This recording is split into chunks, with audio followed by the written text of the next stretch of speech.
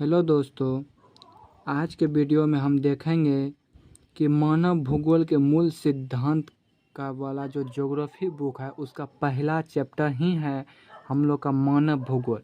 तो मानव भूगोल के बारे में पढ़ेंगे। अगर आप इस चैनल पे नए हैं तो चैनल को सब्सक्राइब कीजिए और अधिक से अधिक शेयर कीजिए ताकि आपके साथ और बच्चे भी इसका लाभ उठा सके। तो चलिए मानव भूगोल इस चैप्टर को शुरू करते हैं। तो मानव भूगोल पहला चैप्टर का ही नाम है। इसमें हमको पढ़ना है कि मानव भूगोल किसे कहते हैं, मानव भूगोल और भौतिक भूगोल के बीच क्या अंतर, बहुत सी चीज़ें पढ़नी है जो मैं आपको दिखाऊंगा। तो चलिए शुरू करते हैं। सबसे पहले ज्योग्राफी किसे कहते हैं, है ना। हम ज्योग्राफी पढ़ रहे हैं तो ज्योग्राफी के बारे में कुछ पढ़ना ही चाहिए। ज्योग्राफी कैसे कहते हैं यही समझ में नहीं तो क्या फिर पढ़ेंगे। तो ज्योग्राफी हम किसे कहेंगे। जियो का अर्थ होता है पृथ्वी और ग्राफी का अर्थ होता है वर्णन। तो जियोग्राफी का मतलब हुआ पृथ्वी के ऊपर पाए जाने वाले सभी तत्वों के अध्ययन करना ही ज्योग्राफी कहलाता है। क्या है, पृथ्वी के ऊपर जितने भी तत्व पाए जाते हैं उसका अध्ययन ही ज्योग्राफी कहलाता है। अब देखिए मानव भूगोल किसे कहेंगे, जो कि चैप्टर का नाम ही है मानव भूगोल। तो मानव भूगोल किसे कहेंगे, ये 3 नंबर में ये क्वेश्चन पूछा गया है। सीबीएसई बोर्ड और भी बोर्ड में पूछा गया है और ये क्वेश्चन बहुत रिपीट हुआ है। और ज्योग्राफी में क्वेश्चन अधिक रिपीट होता है। ज्योग्राफी और इकोनॉमिक्स में क्वेश्चन बहुत रिपीट होता है। तो आप प्रीवियस ईयर का क्वेश्चन भी देख के एनालाइज कर सकते हैं। तो चलिए मानव भूगोल किसे कहते हैं इसे हम समझते हैं। मानव भूगोल की प्रमुख शाखा है जिसके अंतर्गत मानव की उत्पत्ति से लेकर वर्तमान समय तक उसके पर्यावरण के साथ संबंधों का अध्ययन किया जाता है। या फिर हम इस तरह भी कह सकते हैं, मानव भूगोल मानव और वातावरण के बीच संबंधों का अध्ययन है। यदि ये 3 नंबर में पूछ देता है तो हमें यह वाला लिखना, यदि 2 नंबर पूछे तो ये भी चल जाता है। ये नहीं याद है तो इसे आप याद कर सकते हैं कि मानव भूगोल भौतिक पर्यावरण एवं मानव जाति के सामाजिक सांस्कृतिक पर्यावरण के आंतरिक संबंधों का अध्ययन ही मानव भूगोल कहलाता है। ठीक है, तो आप यहाँ तक देख लिए तो हम आगे बढ़ते हैं।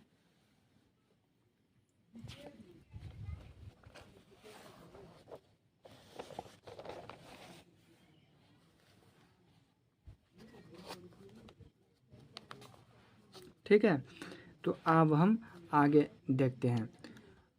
मानव भूगोल जो परिभाषा दिया है बहुत से विद्वानों ने भी दिया है।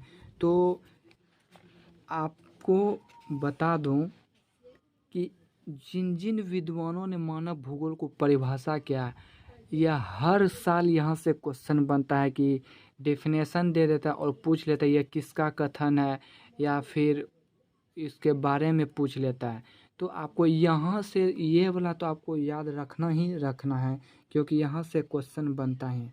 तो चलिए विद्वानों के अनुसार मानव भूगोल की परिभाषा कहते मानव भूगोल मानव समाज और धरातल के बीच संबंधों का संश्लेषित अध्ययन है। ये किसने किया था, अल्फ्रेड रेटजेल के अनुसार, है ना। अल्फ्रेड रेटजेल के अनुसार मानव भूगोल मानव समाज और धरातल के बीच संबंधों का अध्ययन है।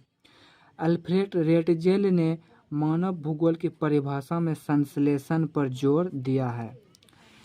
अब दूसरा विद्वान है एलन सी सैंपल जो अमेरिका के नागरिक थे। उसके अनुसार मानव भूगोल अस्थिर पृथ्वी और क्रियाशील मानव के बीच परिवर्तनशील संबंधों का अध्ययन है। एलन सी सैंपल ने गत्यात्मक या क्रियाशील मानव पर जोर दिया है। तीसरा है विडाल डी बलास के अनुसार, तीसरा विद्वान कौन है, विडाल डी बलास के अनुसार मानव भूगोल की परिभाषा हमारे पृथ्वी को नियंत्रित करने वाले भौतिक नियमों तथा उस पर रहने वाले जीवों के मध्य संबंधों के अधिक संश्लेषित ज्ञान से उत्पन्न है। ठीक है।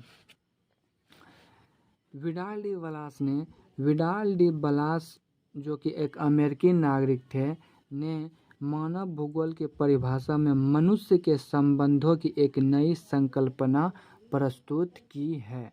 तो इसी तरह सभी विद्वानों को आपको याद करना होगा, क्योंकि ये पूछता है। तो आप इसे अपने नोट्स में अच्छे से कीजिए और पढ़िए।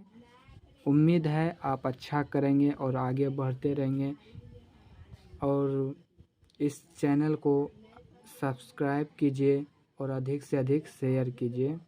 आज के लिए बस इतना ही। अगले वीडियो में हम इसके आगे देखेंगे।